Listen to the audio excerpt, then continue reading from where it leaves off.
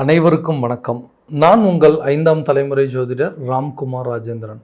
நம்ம இன்னைக்கு பார்க்க போகிற தலைப்பு, தனுசு ராசி அன்பர்களுக்கு உங்களுடைய ராசிக்கு இதுவரை 4ஆம் இடத்தில் இருந்து வந்த ராகு பகவான் உங்களுடைய 4ஆம் இடத்தை விட்டு விலகி 3ஆம் இடத்திற்கு பயிற்சி அடைகிறார். அதே நேரத்தில் இதுவரைக்கும் 10ஆம் இடத்தில் இருந்து வந்த கேது பகவான் 9ஆம் இடமான சிம்ம ராசிக்கு பயிற்சி அடைகிறார். ஸோ இந்த 3ஆம் இடம் என்று சொல்லக்கூடிய தைரியஸ்தானம், அதே நேரத்தில் 9ஆம் இடம் என்று சொல்லக்கூடிய பாகியஸ்தானத்துக்கு இந்த ராகு கேது பயிற்சி அடைகிறாருங்க.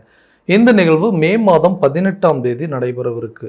ஸோ இந்த நிகழ்வு காலகட்டங்கள் சுமார் 1.5 வருட காலகட்டங்களுக்கு பிறகு நடைபெறவிருக்குங்க. இந்த ராகு பகவான் அதே நேரத்தில் யோக காரகன் என்று அழைக்கக்கூடியவர். ஆரம்ப காலகட்டங்களில் நிறைய கொடுத்துட்டு அப்புறமா கெடுப்பாருங்க.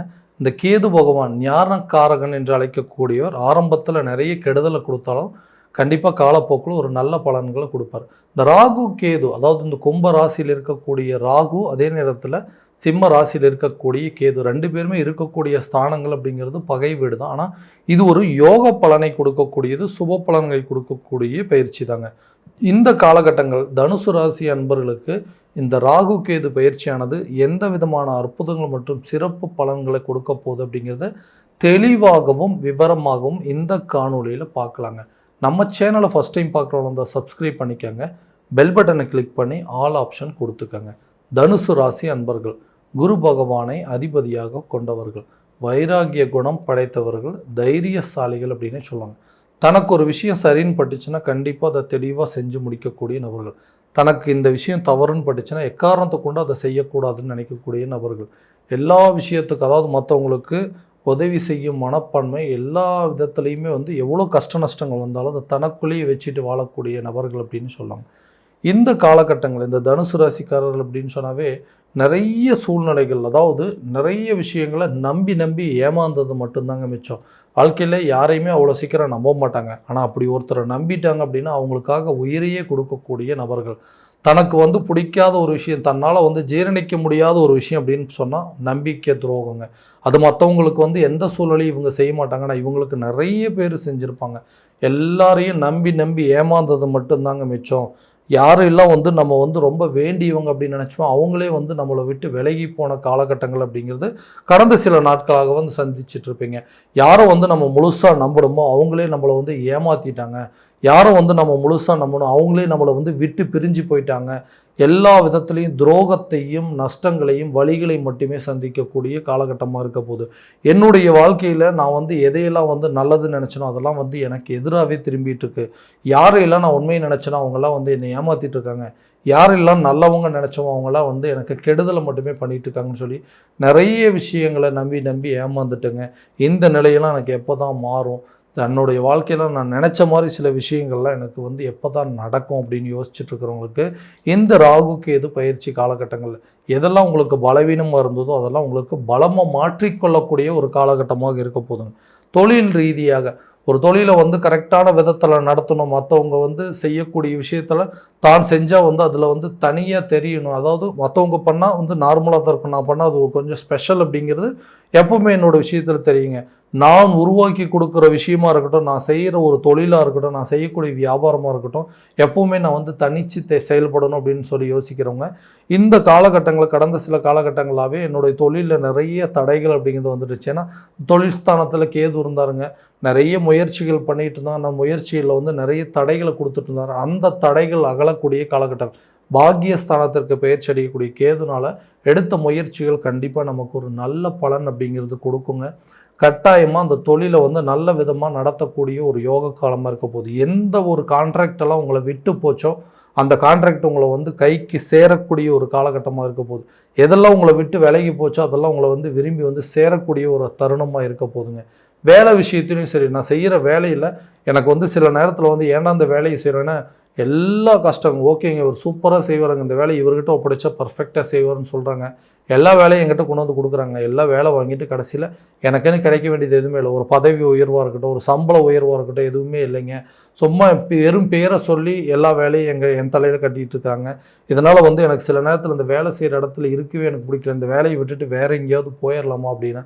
அதே நேரத்தில் ஒரு வெளிநாட்டில் வேலை செஞ்சுட்ருக்கிறோம் கூட ஒரு இடத்துலேருந்து இன்னொரு இடத்துக்கு மாற்றம் பண்ணணும், இந்த டிபார்ட்மெண்ட்லேருந்து வேறு ஒரு டிபார்ட்மெண்ட்டுக்கு சேஞ்ச் ஆகணும் அப்படின்னு நினச்சிட்டு இருக்கிறவங்களுக்கு கூட இந்த காலகட்டங்களில் அது ஒரு நல்ல பலனாக எடுக்க போகுது.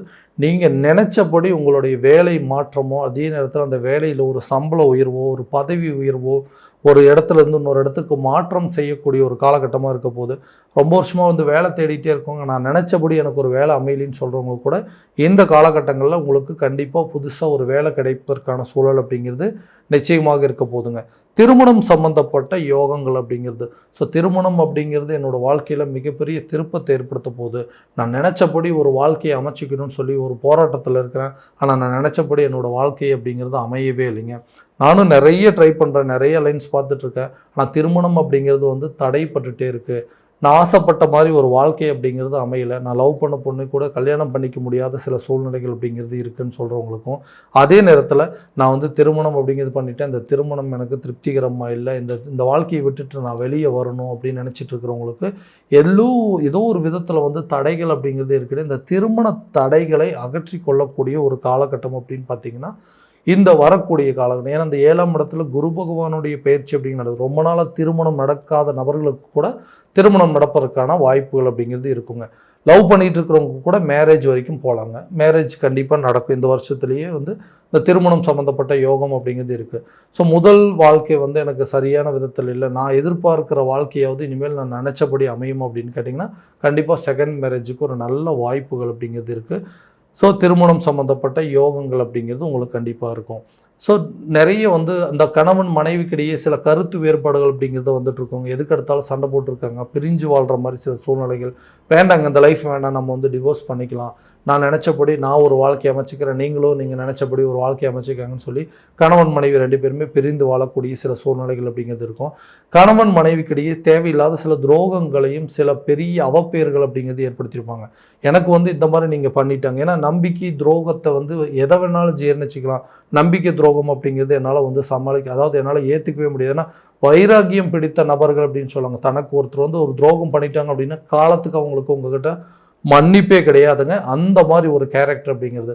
ஸோ இவங்க பண்ண தவறுகள், இவங்க செஞ்ச துரோகத்தை வந்து என்னால் வந்து எந்த விதத்தில் ஏற்றுக்கவே முடியாது அப்படின்னு சொல்லி அவங்கள டோட்டலாக விளக்கிட்டு அந்த லைஃப்பில் இருந்து வெளியே வந்து தனக்குன்னு ஒரு லைஃப்பை வந்து திரும்ப எடுத்து அதாவது அமைச்சிக்கணும் அப்படின்னு நினைக்கிறவங்களுக்கு கூட இந்த காலகட்டங்களில் கண்டிப்பாக நீங்கள் நினச்சபடி சில முயற்சிகள் எடுக்கலாம். ஏன்னா 3ஆம் இடம்னு சொல்லக்கூடிய தைரிய ஸ்தானங்க. இது வரைக்கும் எந்த விஷயங்கள்லாம் உங்களுக்கு வந்து தடையாக இருந்தது, எந்த விஷயங்கள்லாம் அடுத்த அடி எடுத்து வைக்க முடியாமல் இருந்ததோ, இந்த வரக்கூடிய இந்த ராகு கேது பயிற்சி காலகட்டங்களில் சில ஸ்டெப் அப்படிங்கிறது இருக்காங்க. அந்த ராகு கேது அப்படின்னாவே வம்பு வழக்கு சம்மந்தப்பட்ட சில கிரகங்கள் அப்படின்னு சொல்லுவாங்க. அதாவது சட்ட ரீதியாக எடுக்கக்கூடிய முயற்சிகள், கோர்ட்டு கேஸு பிரச்சனைகள்லாம் நமக்கு சாதகமாக ஏற்படுத்தக்கூடிய ஒரு கிரகங்கள். ஸோ இது வரைக்கும் நிலுவையில் இருந்த வம்பு வழக்கு, கோர்ட்டு கேஸு பிரச்சனைகள் எல்லாமே தீரக்கூடிய காலகட்டமாக இருக்க போது சாதகமாக உங்களுக்கு ரிசல்ட் வருங்க. அதாவது கோர்ட்டு கேஸு பிரச்சனை எல்லாமே உங்களுக்கு ஃபேவராக தான் இருக்க போதுங்க. பூர்வீக சொத்துக்கள் இருக்கக்கூடிய வில்லங்கங்கள் அப்படிங்கிறது தீருங்க. பங்காளிகள் மூலமாக இது வரைக்கும் இருந்து வந்த சில பிரச்சனைகள் அப்படிங்கிறதெல்லாம் உங்களை விட்டு விலக போகுதுங்க. எல்லாத்துக்கும் ஹெல்ப் பண்ணி மட்டும்தாங்க பழக்கம். எல்லாத்துக்குமே உதவி செஞ்சு இன்றைக்கி எனக்கு ஒரு கஷ்டம் அப்படின்னா எனக்கு உதவி பண்ணுறதுக்கு யாருமே இல்லை அப்படின்னு நினச்சிட்டு இருக்கிறவங்களுக்கு கூட இந்த நேரத்தில் நல்ல ஒரு அமைப்புகள் அப்படிங்கிறது, அதாவது விலகி சென்றவர்கள் கூட விரும்பி வந்து உங்களுக்கு சில உதவிகள் செய்யக்கூடிய ஒரு காலகட்டங்கள். யார் உங்களுக்கு பலம், யார் உங்களுக்கு பலவீனம் அப்படிங்கிறது தெரிஞ்சுக்குவீங்க. ஏன் அப்படின்னு கேட்டிங்கன்னா இந்த ஜென்மஸ்தானத்தில் குரு பகவானுடைய பார்வைப்படும்பொழுது நம்மளுடைய மதிப்பு மரியாதை என்ன, மற்றவங்க மத்தியில் நமக்கு என்ன நேம் இருக்குது, மற்றவங்க மத்தியில் நம்மளுடைய பேரு புகழ் என்ன அப்படிங்கிறத தெரிந்து கொள்ளக்கூடிய ஒரு காலகட்டமாக இருக்க போதுங்க. எல்லா விஷயத்திலும் தந்தை வழி சொத்துக்கள் அப்படிங்கிறது உங்கள் கைக்கு வந்து சேரக்கூடிய ஒரு காலமாக இருக்க போது. பண ரீதியாக இதுவரை இருந்து வந்த தடைகள் அப்படிங்கிறது அழகும். கடன் பிரச்சனைகள் அப்படிங்கிறது கொஞ்சம் கொஞ்சமாக தீருங்க. அதே நேரத்தில் இந்த இழப்புகள், அதாவது எந்தெந்த விதத்தில் பணத்தை நஷ்டப்படுத்துனீங்க, எந்தெந்த விதத்தில் பொருட்களை நஷ்டப்படுத்துனீங்களோ அதை எல்லாமே வந்து திரும்ப மீட்டு எடுக்கக்கூடிய ஒரு காலகட்டம். எதை இல்லாமல் வந்து நீங்கள் இழந்தீங்களோ அந்த பொருட்கள்லாம் உங்கள் கைக்கு வந்து சேரக்கூடிய காலகட்டமாக இருக்க போகுது. புதிய வீடு வாங்குவதற்கான முயற்சிகள், புதிய சொத்துக்களுக்கு உண்டான சேர்க்கைக்கு உண்டான முயற்சிகள்லாம் இந்த நேரத்தில் கண்டிப்பாக நீங்கள் எடுக்கலாங்க. ஏன்னா புதுசாக ஒரு சொத்து பத்துக்கள் சேர்க்கைக்கு உண்டான வாய்ப்புகள் அப்படிங்கிறது இருக்கும். சொந்தமாக ஒரு வீடு கட்டுவதற்கான முயற்சிகள் கூட உங்களுக்கு கை கொடுக்குங்க. ஒரு பழைய வண்டி வாகனம் வச்சுருந்தீங்கன்னா அதை மாற்றிட்டு புதிய வண்டி வாகனங்கள் வாங்குவதற்கான வாய்ப்புகள் அப்படிங்கிறது இருக்குது. புதிய சொத்துக்கள், ஒரு நிலம் வாங்குறதுக்கோ இல்லை ஒரு ப்ராப்பர்ட்டி வாங்குறதுக்கோ ஒரு ஜுவல்ஸ் வாங்குறதுக்கான வாய்ப்புகள் எல்லாமே இந்த நேரத்தில் கண்டிப்பாக இருக்குங்க. இந்த 7ஆம் இடம் என்று சொல்லக்கூடிய கலஸ்தரஸ்தானம், அதாவது மனைவி, தொழில், கூட்டாளிகள், நட்பு ஸ்தானம், யாரெல்லாம் உங்களுக்கு வந்து எதிரியாக இருந்தாங்களோ, உங்கள் நண்பர்களே உங்களுக்கு எதிரியாக மாறின காலகட்டங்கள் போய் அந்த எதிரிகள்லாம் உங்களுக்கு நண்பர்களாக மாறக்கூடிய ஒரு காலகட்டமாக இருக்க போகுதுங்க. ஆரோக்கியத்தில் இருந்து வந்த பிரச்சனைகள் அப்படிங்கிறது கொஞ்சம் கொஞ்சமாக விலக போகுதுங்க. இது வரைக்கும் ஹெல்த்தில் வந்து இருந்த பிரச்சனை எல்லாமே டோட்டலாக கிளியர் ஆகுங்க. கல்வியில் நல்ல ஒரு முன்னேற்றம், குழந்தைகளுடைய கல்வியாக இருக்கட்டுங்க, அடுத்தது வந்து உங்களுடைய கல்வி சம்மந்தப்பட்ட விஷயங்களாக இருக்கட்டும், வெளியூர் வெளிநாடு சென்று படிப்பதற்கான வாய்ப்புகள் அப்படிங்கிறது இருக்குங்க. குழந்தைகளுடைய கல்வியை நீங்கள் எதிர்பார்த்தபடி நல்ல ஒரு ரிசல்ட் கிடைப்பதற்கான சூழல் அப்படிங்கிறது நிச்சயமாக இருக்க போதுங்க. இந்த காலகட்டங்கள் கடன் இல்லாத ஒரு வாழ்க்கையை வாழக்கூடிய ஒரு காலகட்டமாக இருக்க போகுது. எதுக்காக கடன் வாங்கணுன்னே தெரியலைங்க. அந்த கடனை அடைக்கிறதுக்கு ஒரு இடத்துல கடன் வாங்கி, இன்னொரு இடத்துல வட்டி கட்டி, இன்னொரு இடத்துக்கு வட்டிக்கு பணம் வாங்கி, இன்னொரு இடத்துல கடன் அடைச்சி, இந்த மாதிரி கடனுக்கு, அதாவது வட்டிக்கு பணம் வாங்கி வட்டி கட்டக்கூடிய அளவுக்கு சூழ்நிலைகள் வந்து நிறைய மாற்றங்களை கொடுத்துருச்சு.